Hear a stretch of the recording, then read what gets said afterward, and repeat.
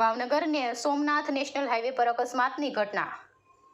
રાજુલાના દાતડી ગામે અજાણ્યા વાહન અડફેટે સિંહ બાળનું મોત। રોડ ક્રોસિંગ કરતું 1 વર્ષનું સિંહ બાળ અજાણ્યા વાહન અડફેટે ચડ્યું। અજાણ્યા વાહન અડફેટે ઠોકર લાગતા સિંહ બાળનું મોત।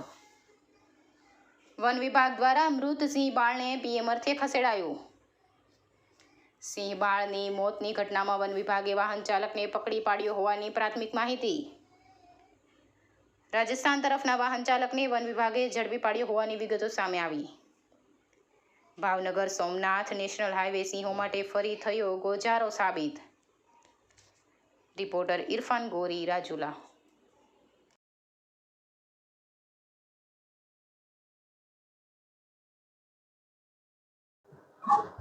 ગઈકાલે રાજુલા વન્યજીવ રેન્જના વિક્ટર રાઉન્ડના વિક્ટર બીટમાં આવતા દાતડી ગામની સીમમાં પસાર થતા ભાવનગર સોમનાથ કોસ્ટલ હાઈવે કે જે NH-51 તરીકે ઓળખાય છે તેમાં રાત્રિના 9:30 કલાક પહેલાના કોઈ પણ સમયે એક અજાણ્યા વાહન દ્વારા પૂરપાટ ઝડપે વાહન ચલાવી એક સિંહ બાળનું મૃત્યુ નિપજાયું।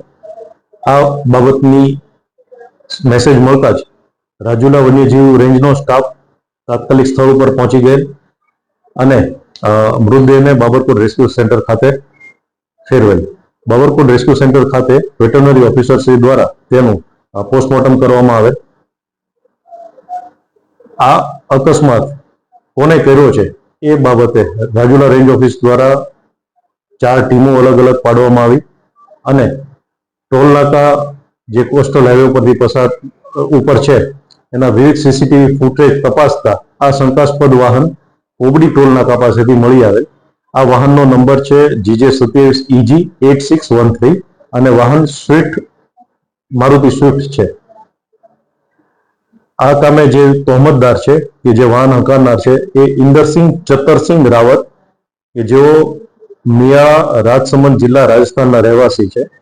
તેમની પૂછપરછ માટે BNSS 35(3) ની નોટિસ આપીને બોલાવવામાં આવેલ છે તથા વાહનની કાયદેસરની અટક કરીને ધોરણસરની કાર્યવાહી હાથ ધરવામાં આવેલ છે।